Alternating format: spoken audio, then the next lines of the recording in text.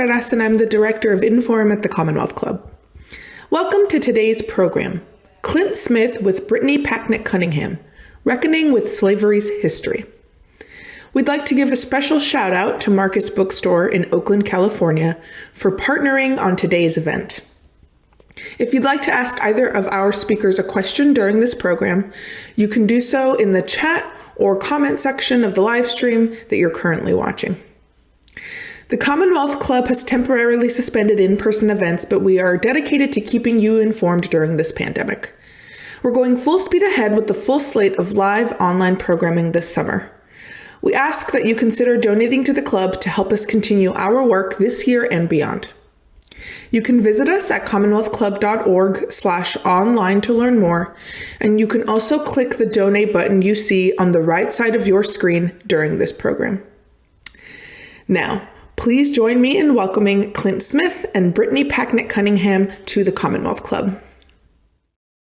Oh my gosh. I have been waiting for this day ever since you asked. You sent that text like, hey, homie, will you do a book talk with me? And I'm like, do you even have to ask? This is an immense honor. So before we jump in, let me give a formal thank you all for being here and to say good evening. Welcome to tonight's virtual program with Inforum at the Commonwealth Club. I'm Brittany Packnett Cunningham. I'm a writer and organizer and activist, contributor at NBC News and MSNBC, host of the podcast Undistracted, and your very grateful moderator for tonight's program.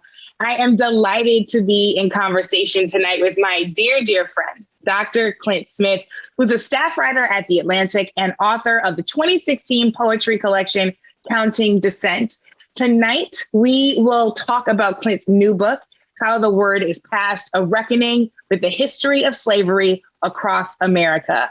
In How the Word is Passed, Clint provides a sweeping and rigorous account of the imprints that slavery has left behind on all of our contemporary lives, from plantations to prisons to monuments and urban landscapes. So before we begin, I'd like to remind the audience that if you'd like to ask us a question, please ask it in the chat or the comment section. We'll try to get to as many of them as possible because I know you all have some burning questions.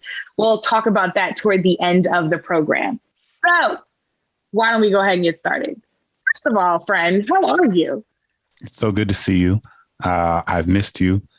Thank you for agreeing to do this. We used to do this every week back in the day. And I'm so grateful to you and for your friendship. And people don't know I got to hug Brittany for the first time in a long time. This past weekend, we saw each other. And you know, this pandemic it's been a ride. It has been a ride. But I am grateful to be putting this book out into the world and to be able to do so alongside a dear friend. So thank you for agreeing to this. And because one of the things in the before times, I was like, oh, me and Brittany definitely going to do an event together because we're both in the DMV and right. And you know, but now we get to do it anyway. And then I get to do it wearing my slippers. And so there you go. Same. My slippers are definitely on my feet right now.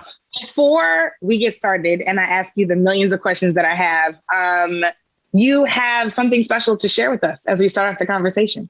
This book is a book of narrative nonfiction, but I began my writing life as a poet.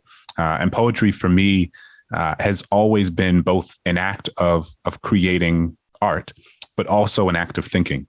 It allows me to think and process and wrestle with questions that I might not have the answer to and questions that might not have an easy answer.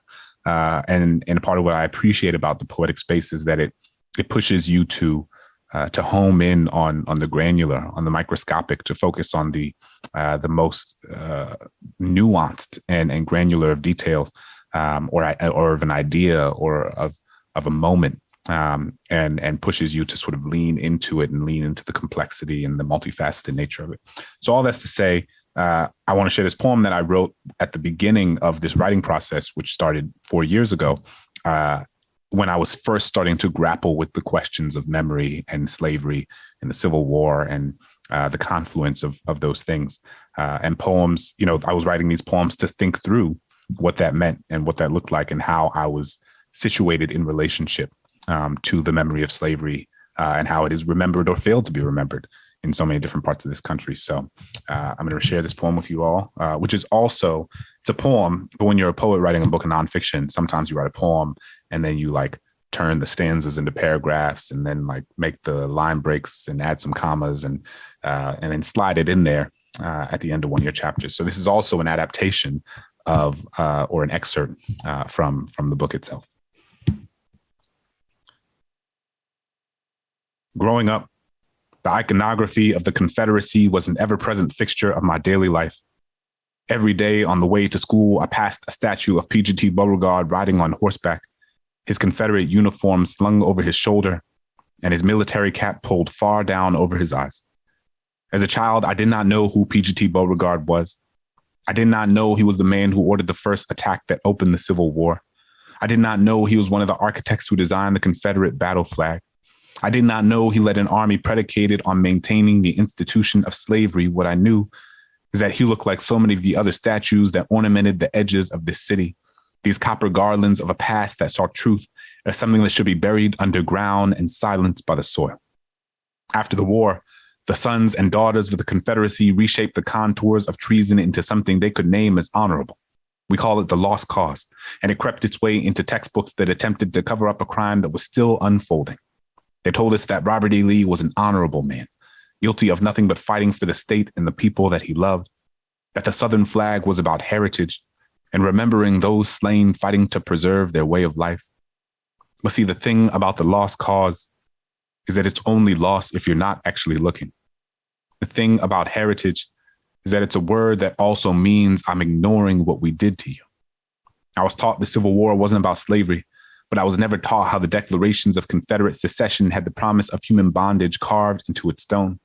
I was taught that the war was about economics, but I was never taught that in 1860, the 4 million enslaved Black people were worth more than every bank, factory, and railroad combined.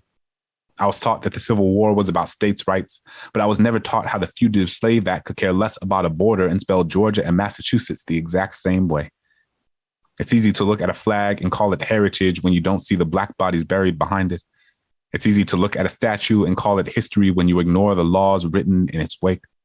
I come from a city abounding with statues of white men on pedestals and Black children playing beneath them, where we played trumpets and trombones to drown out the Dixie song that still whistled in the wind. In New Orleans, there are over 100 schools, roads, and buildings named for Confederates and slaveholders. Every day, Black children walk into buildings named after people who never wanted them to be there.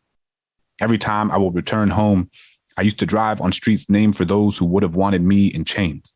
Go straight for 2 miles on Robert E. Lee, take a left on Jefferson Davis, make the first right on Claiborne. Translation, go straight for 2 miles on the general who slaughtered hundreds of Black soldiers who were trying to surrender. Take a left on the president of the Confederacy who made the torture of Black bodies the cornerstone of his new nation. Make the first right on the man who permitted the heads of rebelling slaves to be put on stakes and spread across the city in order to prevent the others from getting any ideas.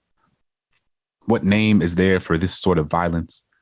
What do you call it when the road you walk on is named for those who imagined you under a noose?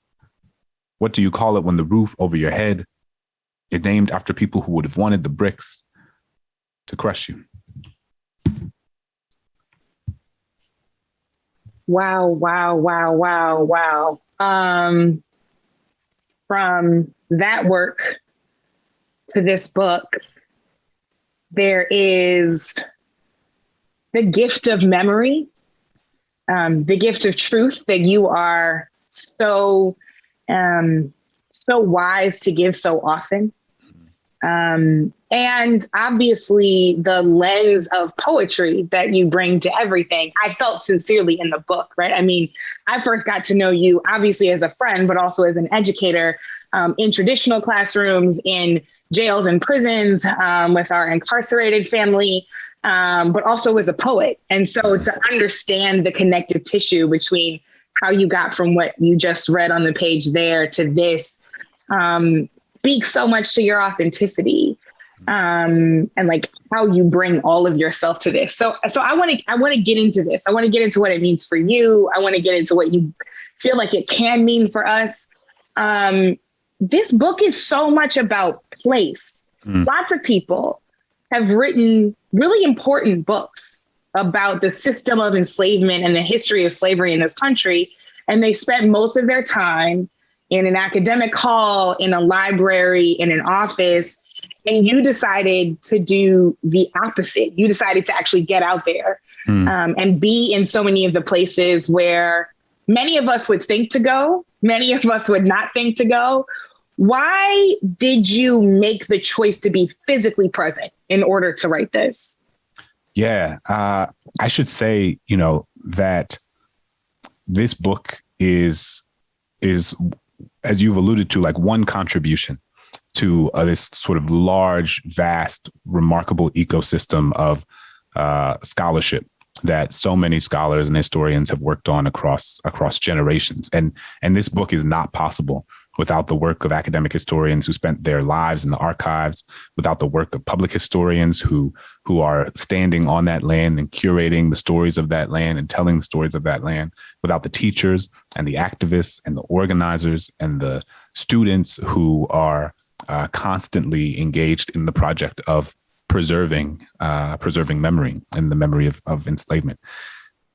For me, I've spent the past several years deeply engaged, as many of us have, in books that have helped me more effectively understand the history of this country, in books that have helped contextualize so much of the work that you and so many other activists are doing, right? And I think that that's part of the power of social movements.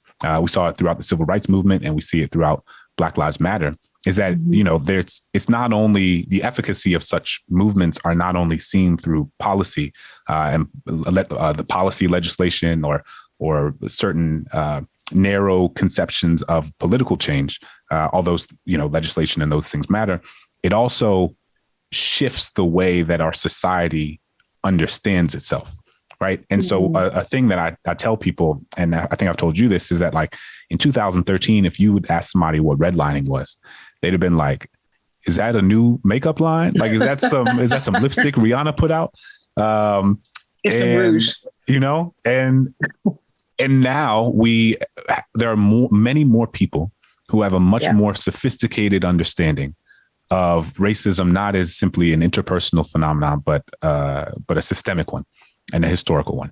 So I've spent a lot of time with these books that have, and with deeply engaged in the historiography of slavery that has helped me make sense of the world we're living in today.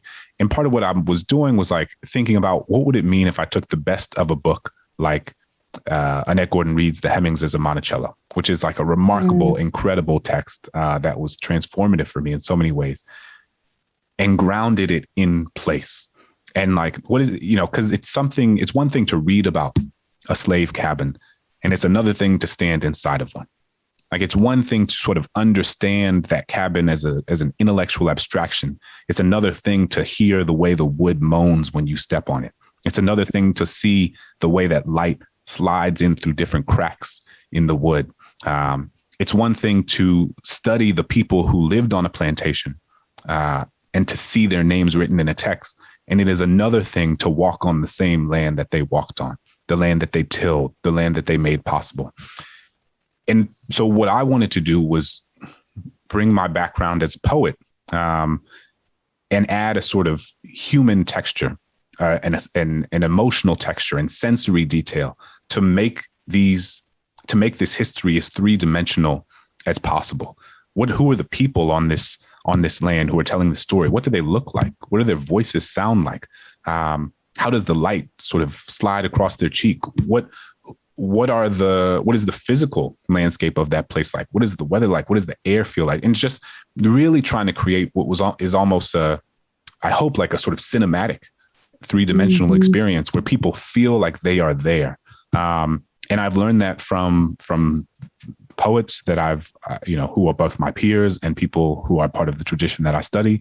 I've learned that from novelists and the way that they render characters three-dimensional and complex and full. And I tried to bring the best of those genres into this space and to write something that was a book of history, but also something that was a sort of engaging three-dimensional narrative that made folks understand and feel a different sort of proximity to that history than they might otherwise.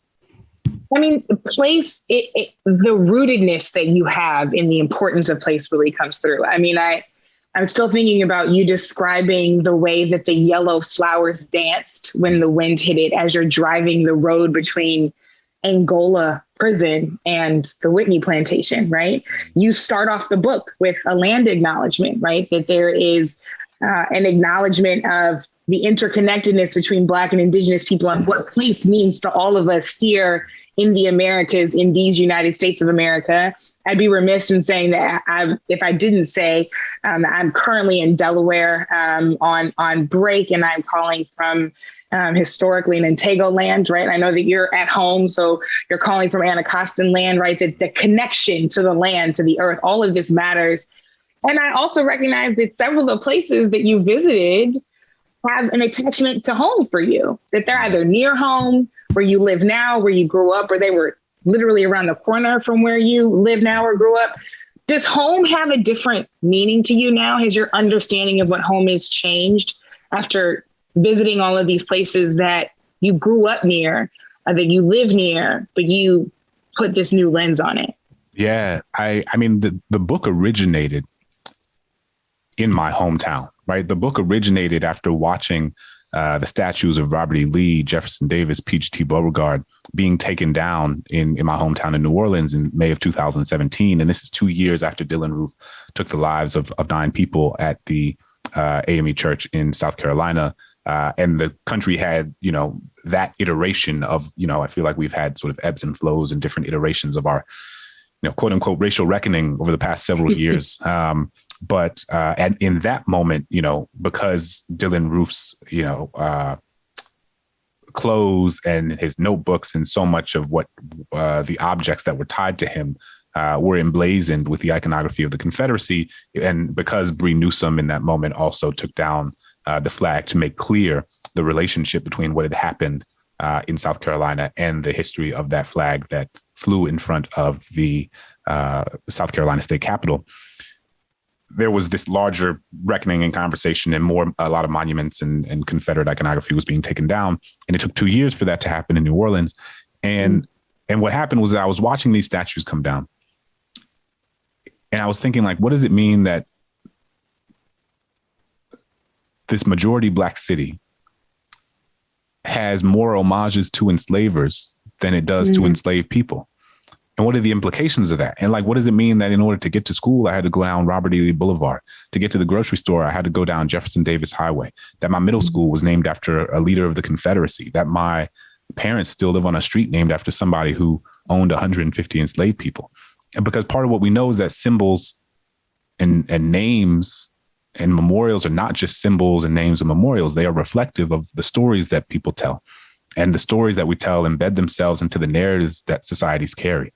And these narratives shape public policy, and public policy shapes the material conditions of people's lives. And so that's not to say that taking down a statue of Robert E. Lee is going to reduce the racial wealth gap, but it is to say that we recognize that all of those things are part of the same ecosystem of insidiousness and the same ecosystem of white supremacy that makes it so that harm has been enacted and continues to be enacted on people. And so for me, the book emerged from a desire to better understand my home, right? It emerged from me looking around and saying, like, well, how does the city in which, like, the levees and the roads and the buildings were literally, as is the case for so many places across this country, literally built by enslaved people?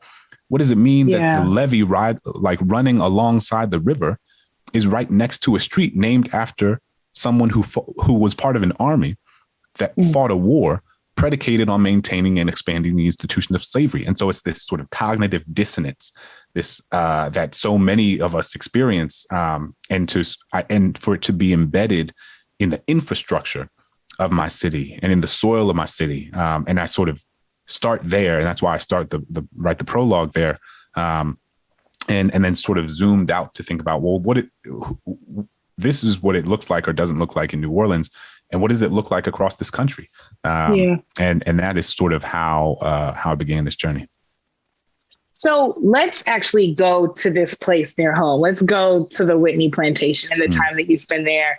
Because it occurs to me that you are putting this book out in a time where lots of people, for their own reasons, are pushing back against the idea that we keep talking about slavery, right? So you've got the critical race theory haters, the Nicole Hannah-Jones haters, you've got the UNC Board of Trustees, you've got GOP members who are saying, and everyday folks who say, I never owned a slave.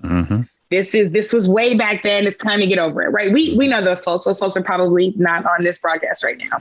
But then there are people who do self-select into conversations like these, or at least walk around every day with a level of consciousness. And they too are saying, we've heard those narratives. What about the other Black narratives, right? What about Black narratives of joy and ingenuity and innovation and the future? What about Afrofuturism? What about all of these things?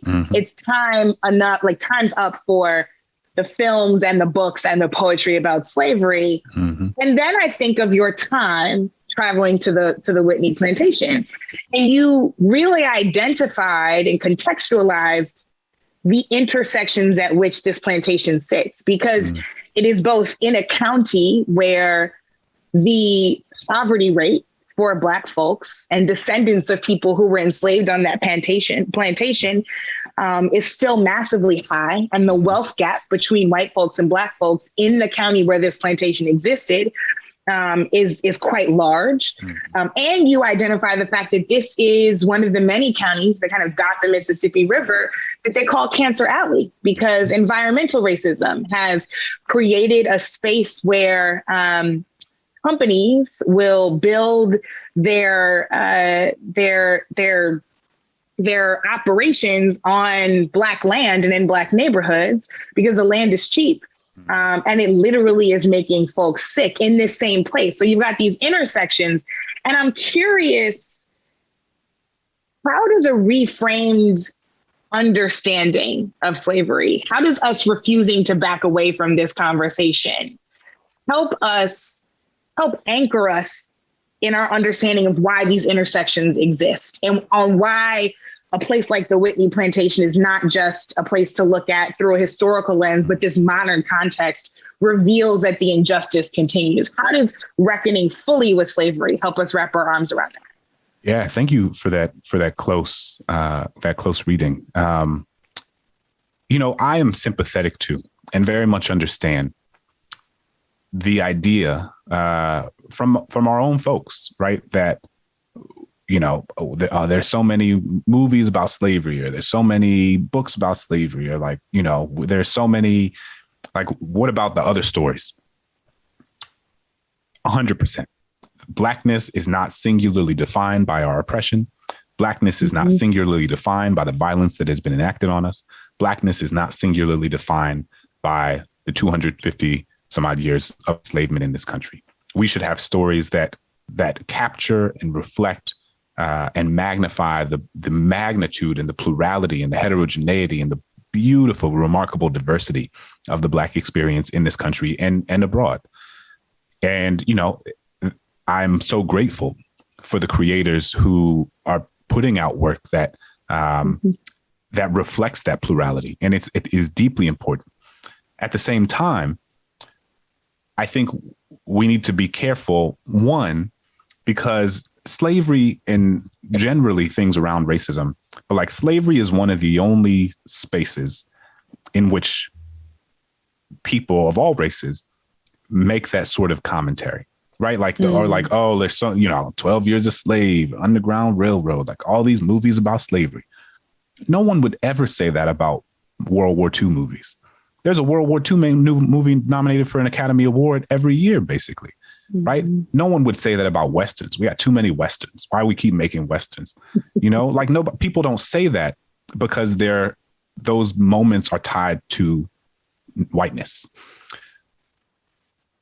And the part of the insidiousness of the project of white supremacy is that it attempts to make us feel like we are talking about something like slavery all the time, when we actually are not talking about it in any way that is commensurate with the impact that it had on this country. And so part of what my book is doing is exploring our sort of physical proximity to this land and this landscape, but also part of what I try to emphasize is like our temporal proximity, right? So slavery existed in this country for 250 years. If we're going to think about 1619 as being the sort of beginning of slavery in the British American colonies, in what would become the United States, existed for 250 years and has only not existed for a little over 150. And so this institution existed for 100 years longer than it hasn't. And there are people alive today who were raised by, who loved, who were in community with, who knew people who were born into bondage. The woman who opened the National Museum of African American History and Culture with the Obama family in 2016 was the daughter of an enslaved person, not the granddaughter, not the great-great-granddaughter, but the daughter of someone who was born into slavery in 2016. My grandfather's grandfather was enslaved, right? So when my 4-year-old son sits on my grandfather's lap, I imagine what it would have been like for my grandfather to sit on his grandfather's lap. And I'm reminded that this story that we tell ourselves was so long ago wasn't actually that long ago at all. We talk about slavery like it was in the Jurassic Age. Like it was like the dinosaurs, the Flintstones, and slavery, right? And then MLK, and then everybody was and then fine. MLK came, gave people some cotton candy, and we were good, you know? But like in the scope of human history, this was just yesterday, right? And so the idea that this system that existed for 100 years longer than it hasn't, in which there are people alive today who knew people who were enslaved, the idea that that system would have nothing to do with what the contemporary landscape of inequality looks like is both morally and intellectually disingenuous. And so part of what I'm trying to do in this project is be like, we are so close to this. And we are made, you know, I remember growing up, again, being made to feel as if it was this thing that was so distant, that it was in the Stone Age. And it wasn't. It is so recent. And, you know, the U.S. history is so young relative to so many of the histories of other countries across the world, right? So we've only been a country. I mean, we've only for real been a democracy, arguably since 1965. But like, that's a whole, you know, we take the conversation in a different direction. But like, our history is so recent. And so I think I say all that to say, and to bring it together, we 100% need a diverse array of stories. My next book is as a collection of dad poems, right? So, you know, it's I believe that within myself, right? Not every book that I write is going to be about the history of slavery. The next book I write is going to be about what it was like to be up at 3 a.m. having spit up on my shirt, you know? So because I want to both embody the sort of plurality of the Black experience that is reflective of so many of us. So I think it's like so many things. It's a both and, you know, we need so many of those other stories. And we also need to take seriously that the history of slavery has shaped what our contemporary political, economic, and social infrastructure look like today in profound ways. Because if we don't understand that, then we will fall into the trap that so many want us to fall into, of thinking that the reason one community looks one way and another community looks another way is somehow because of the people in those communities, rather than what has been done to those communities again and again and again and again. Well, I hope that your dad poems include a poem about Jeremiah's favorite dinosaur, because I know he's very obsessed with dinosaurs.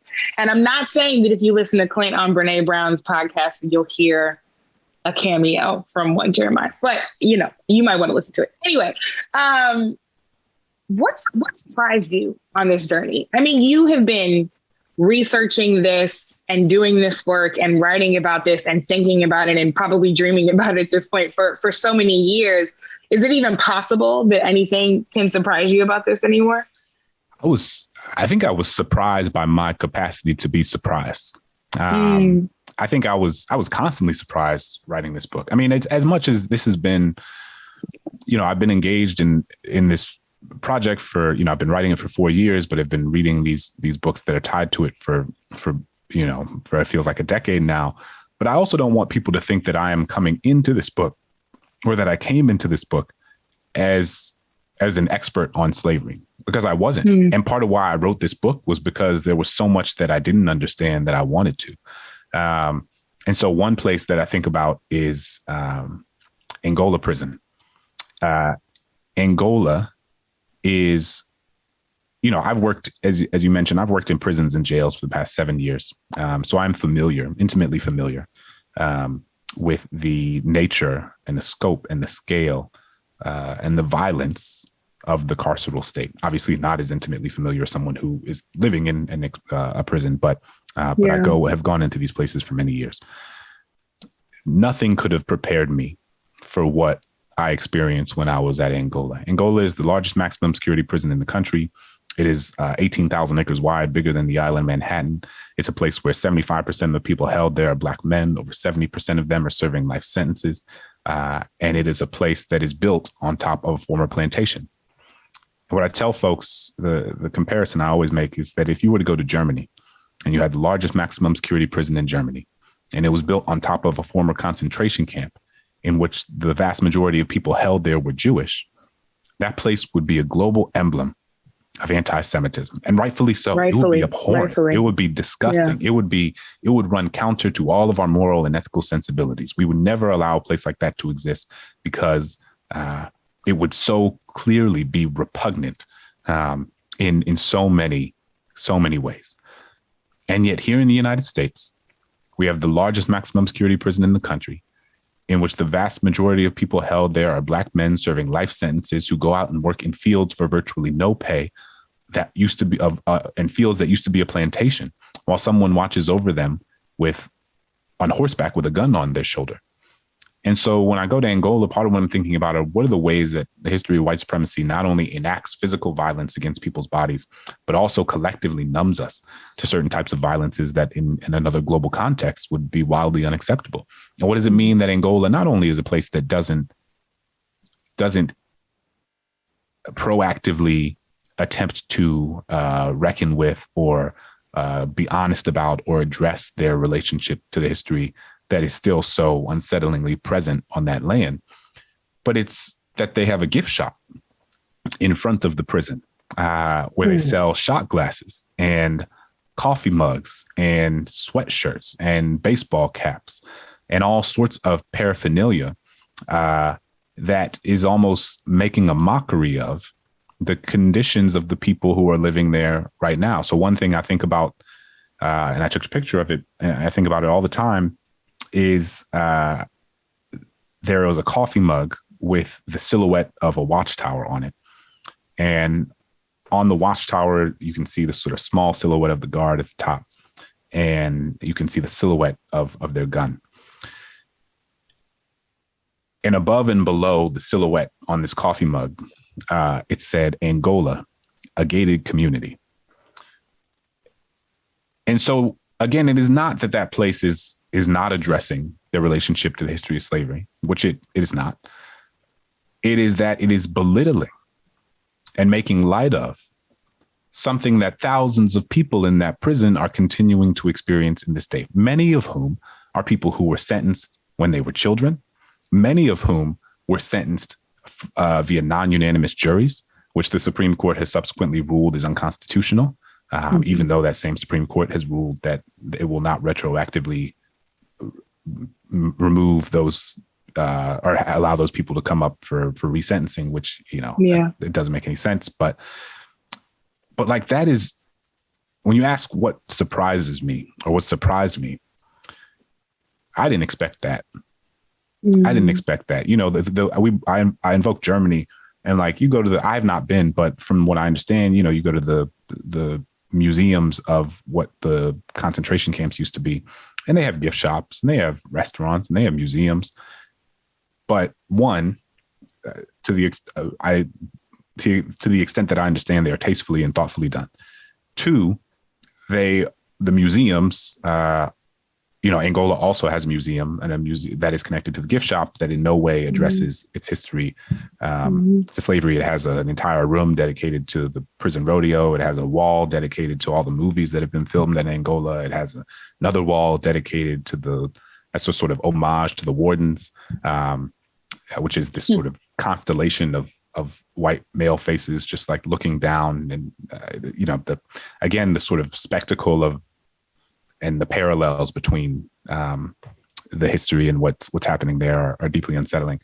And so, those places have these things, but those places are not places where people continue to be held. Yeah. People are not still in those camps. There are thousands of people at Angola, and there is a gift shop selling shot glasses and coffee mugs, and stuffed animals. So I could have written an entire book, honestly, just about Angola and how strange and haunting and profoundly unnerving that experience was. But, you know, there were a lot of things I was surprised about, but that was certainly among the top. I'll say when I read it, Angola had a lot of awful surprises, that chapter. I also factually was surprised by what I learned when you went to New York City, because I knew that enslavement had existed in New York City. I knew that it was common, right? I knew that despite what we get told, that it was happening there too. But I've been walking around for the last 2 weeks asking all my friends, did you know that the second largest slave market in the United States was not down south? It was in the financial district in New York City. And there are now literal banks built on top of it as a terrible reminder that American capitalism was built by making Africans in America this country's first capital. Right. So I'm sitting here having all of these surprising moments, realizing that even as someone who very intentionally tries to study these things, that I too have suffered from the mythology around this thing, right? I mean, you encounter folks throughout your journey kind of all along the spectrum of the mythology of slavery, right? You go to a Confederate cemetery and you meet folks who are deeply concerned about preserving Confederate history and had lovely things to say about Robert E. Lee and his humility. And that's why he wouldn't like the statues being built about him right now. But you also go to places like New York City and Monticello, right? Where folks are realizing that they never heard about the lives that the enslaved were living, the weddings, the funerals, the births. Those were moments of reminder for me about just how pervasive the mythology is. So I guess my question really is, what is at risk if we don't dismantle the mythology, right? And in all of the ways that manifests for people all across the spectrum. Yeah, and you're absolutely right that the different people I meet at these places in and of themselves reflect the spectrum of understandings and engagement with the memory of slavery. And so the people you allude to at Monticello are a woman named Donna and Grace. And, you know, it was an interest that moment was really important for me because in another situation, in another context, in another life, this book could have just been a sort of extended meditation and set of reflections by me going to these places. Like it could have been a collection of personal essays about me going to places and thinking about my relationship to these places. But it was at the beginning of my reporting that I went up to Donna and Grace and Monticello. And we had been on Monticello is, for those who might be unfamiliar, the home of Thomas Jefferson, third president of the United States, one of our founding fathers. And Jefferson is interesting to me because I think he embodies the contradictions and personifies the contradictions of this country in the sense that America is a place that has provided unparalleled, unimaginable, unfathomable opportunities for millions of people across generations for upward mobility and wealth accumulation in ways that their ancestors could have never imagined. And that it has done so at the direct expense of millions and millions of other people who have been intergenerationally subjugated and oppressed in order to create those opportunities for these other groups. And Jefferson, I think similarly in some ways, is the person who wrote one of the most important documents in the history of the Western world, and also is someone who enslaved over 600 people over the course of his lifetime, including 4 of his own children. He wrote in the Declaration of Independence that all men are created equal, and wrote in Notes on the State of Virginia that Black people are inferior to whites in, quote, endowments of body and mind. And so Jefferson is full of contradictions, complexities, and things that, again, reflect reflect the contradictions and complexities of this country.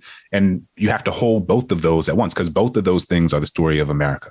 Both of those things are the story of Jefferson. And I went to Monticello because I wanted to understand how a place and an institution tells that story fully and honestly, and centers the story not simply on Jefferson, but also on the hundreds of enslaved people who, in my opinion, that land belongs to almost more than it belongs to him, right? The Fawcetts and the Hemingses and the Grangers and so many others who lived on that land literally for more time than he did. Jefferson was away in Paris and DC and New York and Philadelphia for extended periods of time in his different positions with the U.S. government.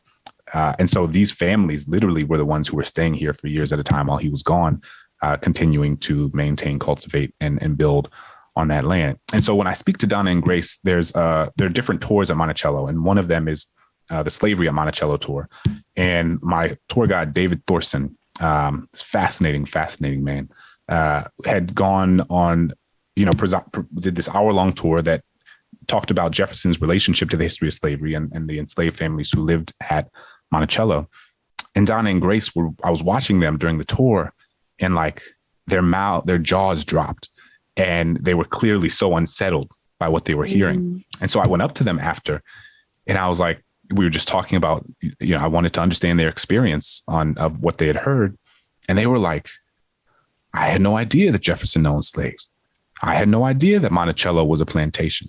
And mind you, these are folks who bought plane tickets, who got hotel rooms, who rented a car, who bought tickets to come to this place almost as a pilgrimage to see the home of the third president of the United States, who had no idea that he was an enslaver, who had no idea who Sally Hemings was, who had no idea that Jefferson was the father of children whom he would go on to enslave. And that moment was important for me, as I think you mentioned, it was important for you, because it was, I think in the worlds that we move in, we can take for granted that, when somebody says Jefferson, everybody's like, oh, Jefferson, that dude, but millions and millions of people across this country have no idea. Yeah. And it is emblematic of how so many people across this country know so little about slavery. And they think they know because they did their, Black History Month project, and they may have watched 12 Years a Slave, or they may, they know the name Harriet Tubman or Frederick Douglass.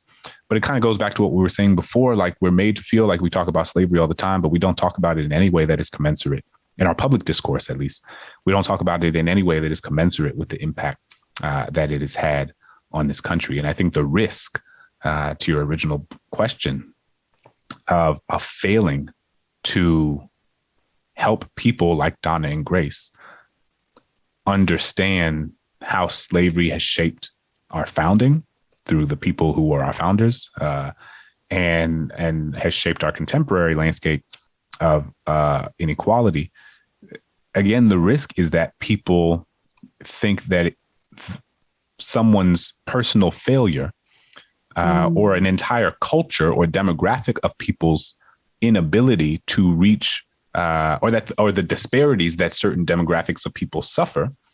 The demographics, if we're going to be specific in this context, that the disparities that Black people experience are the result of things that Black people have done or not done themselves, and not the result of hundreds and hundreds of years of state-sanctioned public policy in which Black people were literally second-class citizens. I mean, they began not as citizens, and then when they were ostensible citizens, were not even real citizens and had no actual way to meaningfully vote until 1965, right?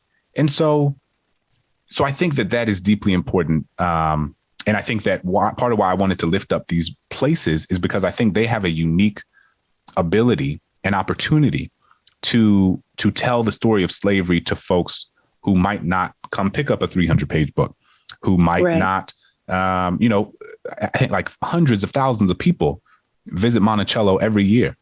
And what David Thorson can do in a 45-minute or 60-minute tour is something that is really special and unique, and something that can reach folks who might not otherwise be able to be reached in a different way. And I think that the work that so many of us are attempting to do is to attempt to, whether it be in writing or podcasting or public history or academic history or journalism or teaching or activism or organizing, is we are all engaged in the project of trying to build a more just and equitable world, and trying to recognize that like people have accountability and need, should be held accountable, and they need to do work on their own. But I think what's true is that there are a lot of people who like aren't even aware of what they don't know. And I think it's about striking that balance of accountability and also generosity. Because I think about the moments, and we've talked about this, like when people have extended generosity to me about things that I didn't know in ways that they didn't have to. And I think that, you got folks like the Sons of Confederate Veterans where, their sense of history is not based on empirical evidence. It's not based on primary source documents. It's something that's much more deeply emotionally entangled in their sense of themselves and who they are. And so you can present them with information, but that doesn't mean that that's going to shift how they think about history or think about themselves in relation to that history. But I do think that there are a lot of people who just don't know. And Donna and Grace could have left there and nothing might have changed in their lives. They might have kept going. These were folks who admitted to me, they were like, voted Republican, conservative, watch Fox News, love Tucker Carlson. They could have gone on and kept doing those same things and nothing meaningful would have changed in their lives. Or maybe not. But that's not up to us. All we can do is try to meet folks where they are and present them with the information. And we don't have control over what they do after that. But that doesn't mean that trying to get this information in front of folks isn't something that's still a noble endeavor. Absolutely. So I have a million more questions, but so does our audience. So I want to go to a couple of those before I ask you my last question before we go. A question from someone whose name may sound familiar to you, because they certainly sound familiar to me. A question from our friend Lyric Flood. The launch of your book coincides with the 100th anniversary of the Greenwood Massacre. Whether it wasn't or was intentional, how do you contextualize your text with Greenwood, Black Wall Street, and that legacy? For those who don't know the story, over a 24-hour period, May 31st, 1921, Greenwood in Tulsa, Oklahoma, which had been dubbed Black Wall Street due to the number of Black businesses and entrepreneurs that were there, the space was intentionally burned and bombed by local white power brokers. And 100 years later, the survivors and their descendants are still fighting for reparations. So how do you think about the contextual power of this book coming out right as that's happening? Yeah, I mean, I think that this book most centrally is about memory and how we remember what has happened in this country, on this land. And in many ways, that is what the sort of contemporary project of Tulsa is centered on, is recalibrating our memory and understanding of what that was. Joe Biden gave that speech in which he said that what happened in Tulsa was not a riot, it was a massacre. And that's not to say that that in and of itself is going to solve the problem, that in and of itself makes it all okay and now everything's good. Most certainly not. It does mean something. And I think it is part of a larger project of reframing a piece of history that was specifically framed in a way to obfuscate and to cast a veil over or push to the side one of the most horrific race massacres, if not the most horrific in some ways, a race massacre in the history of this country. And because it was pushed aside, we are now attempting to use Tulsa almost as an entry point to think about the way that more broadly Black people through the either direct force or complicity of the state, had their wealth and resources and bodies and lives taken away from them in a myriad of different ways. And so I think that, I hope that my book can be one contribution to helping us recalibrate our memory around slavery. And again, like our proximity to it, both our physical proximity to it and our proximity to it in terms of time. There are people, one of the most powerful things about everything I saw this weekend with Tulsa was that there are survivors of Tulsa who are still alive today, right? People who are still alive, who lived through this thing that our history books attempted to pretend never happened.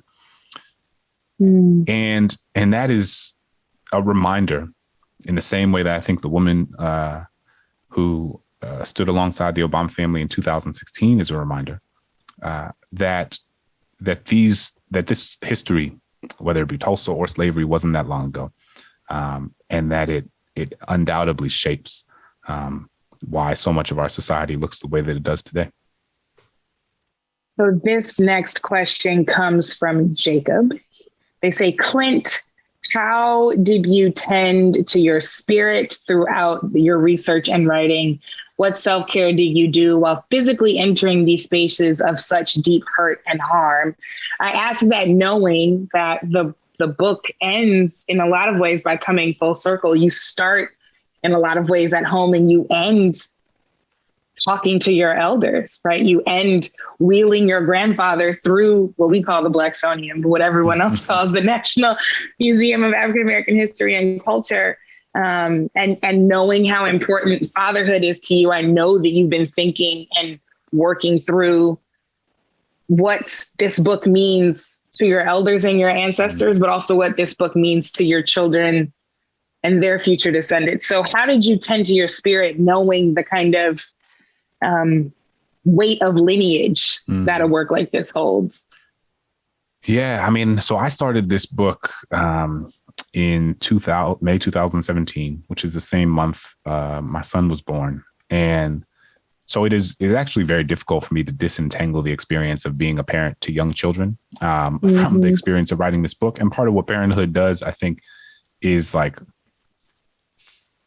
gets you out of your head in some ways when you otherwise might be sort of spiraling in your head. And so in a sense, what I mean is that, like, I come back from Angola and in some ways there's not, I got to be here for my kids. I got to be here. I have a 4-year-old and a 2-year-old, and like, I have to be fully present for them. And they're not worried about the sort of historical and sociological implications of what happened in Angola. They're like, you gonna build these blocks with me or not?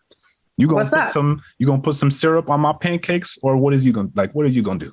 It's pancakes today, Daddy. That's what matters. And so I'm grateful for my children because they are at once a reminder of why the stakes of this work are so high and why this work feels so urgent. And they also are anchors that continuously pull me back into myself and keep me present. And so I think my kids and my wife, Ariel, have been central to me staying grounded throughout this process. And then the other part of it is that people ask, this must have been so hard, this traumatic, violent history.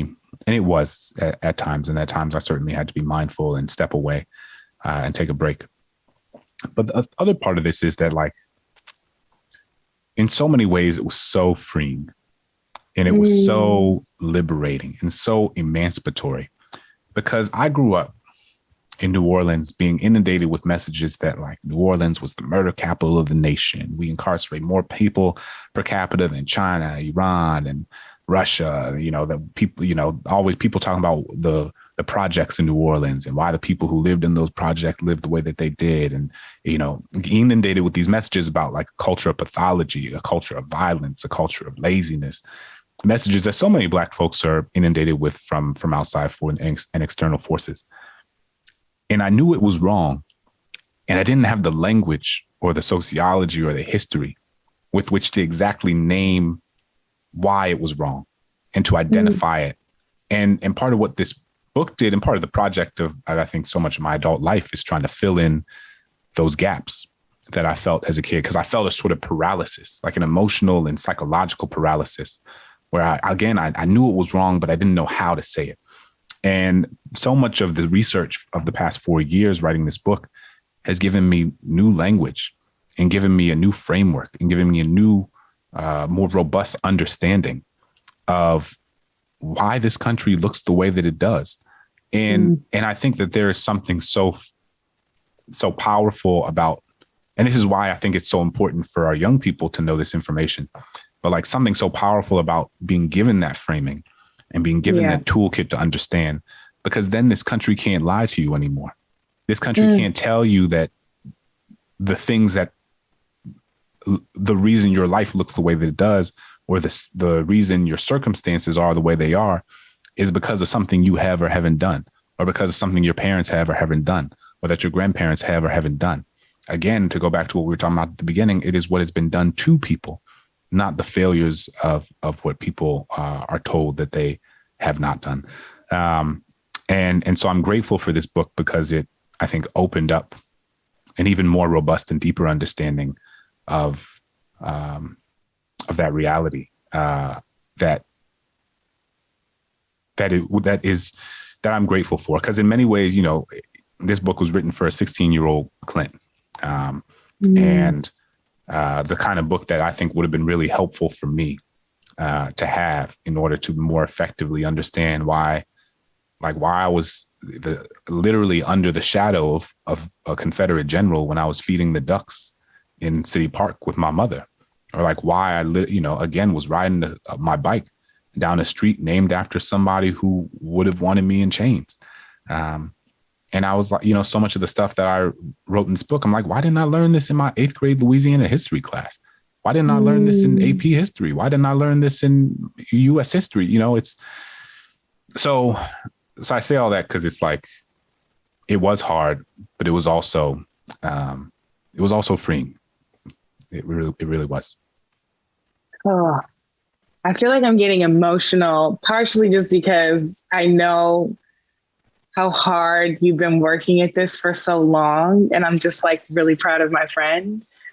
And I'm also, it was for the 16-year-old Brittany and the 36-year-old Brittany, who I had been in a process of encountering my own ancestors. Skip Gates talks about the fact that so many of our ancestors, foremothers, forefathers, forebears, they exist in this kind of historical purgatory, and they're waiting to be called out into existence for people to shine the light and say, you were here, you mattered, you still matter.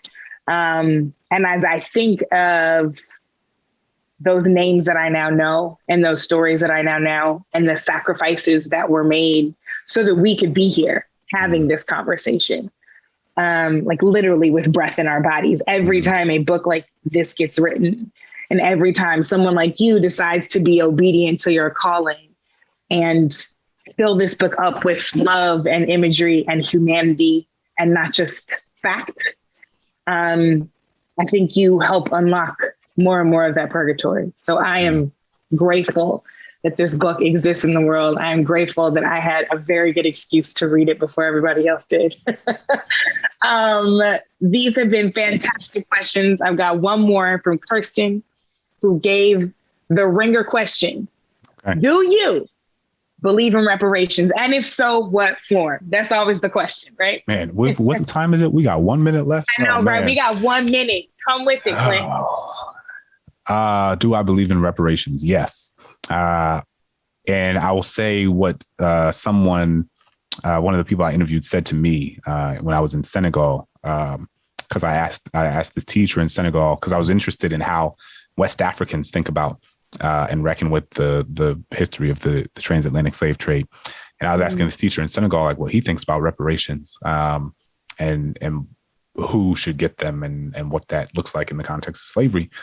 And he was like, absolutely, I think scholars of good faith can have different ideas about what sort of financial allotments should be handed out and what sort of calculations should be made in order to do so. I think we can think about that in the context of programming. We can think about it in the context of, monetary handouts. We can think about it in the context of public policy. We can think about it in the context of all manner of things.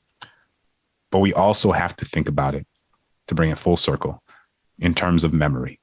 Like, we are not only repairing the material damages that have been suffered, and that is deeply important to do, but we also have to repair our collective memory and understanding of what happened. Because if we don't, because the thing that is going to allow us to enact and provide material and monetary and policy-based initiatives meant to repair that harm, the thing that is going to allow us to do that is actually having a collective and full understanding of what the harm was. Like, if we don't know what the harm was and we don't account for it, then we're going to create solutions that are not actually going to mitigate and rectify so much of what was done.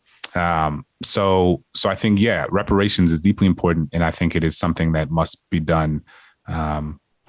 We have to be repairing and healing both the material damages that have been done over the course of generations, and the theft and the plunder, and the things that have been truly taken and stolen from communities. And we also have to understand and repair our understanding of what and why and how that theft took place in the first place, so that we don't allow that theft to take place again. Yeah. Well, these have been fantastic questions. There's also a tradition here at Inforum at the Commonwealth Club to ask every speaker one final question. So before we wrap, what is your 60-second idea to change the world? Oh, man. What a way to end. You can't. I know you like speeches. I know. 60 I know. seconds. You're right. You World changer. You sound like my wife. You giving all these long answers. There's something in Germany called the stumbling stones. And they are these sort of tens of thousands of these sort of bricks that are slightly elevated off the ground, and you'll find them in front of restaurants or Nike stores or hotels. And what they are you walk up to them and you see the names of people, and you see certain dates. And what they are the names of people who were taken during the Holocaust, and the dates that they were taken from their homes. And they sit in front of the buildings that those homes used to be. So you can't go to a restaurant, you can't go to a shoe store, you can't go to a yoga studio without encountering the people who were taken from that place and sent to their death. This is not to say that Germany has no issues with anti-Semitism, or that they've figured it out completely, but there is a state-sanctioned effort to confront what has been done in their name, in ways that you cannot escape in that country. And so I don't know that it would change the world, but I think I wonder what it would look like to have something like that in the US, where like you couldn't go to a restaurant or a shoe store or a yoga studio without confronting the fact that there were enslaved people who were sold on that land or in that home, or indigenous communities who were removed from that land, or Japanese American communities who were held on that land, or all manner of things, right? Like, what would it look like, and how different would our understanding of our country be if we had these markers collectively spread out throughout this country, in order to mark and make sure that everyday people are regularly confronting what has been done, again, to your question about reparations, in order to allow us to more effectively repair and make amends for the real harm that has been done to so many people. Wow. I certainly think that could help change our world. Thank you, Dr. Clint Smith. Thank you, Inforum and the Commonwealth Club, for having us for this conversation. I'd like to remind our audience that Clint's incredible book, How the Word is Passed, A Reckoning with the History of Slavery Across America, can be purchased through your preferred bookseller. We especially love the independent and local ones. If you'd like to watch more virtual programs or support the Commonwealth Club's efforts in making virtual programming, please visit commonwealthclub.org/online. I'm Brittany Packnett Cunningham. Thank you. Stay safe. And let's go get free, y'all.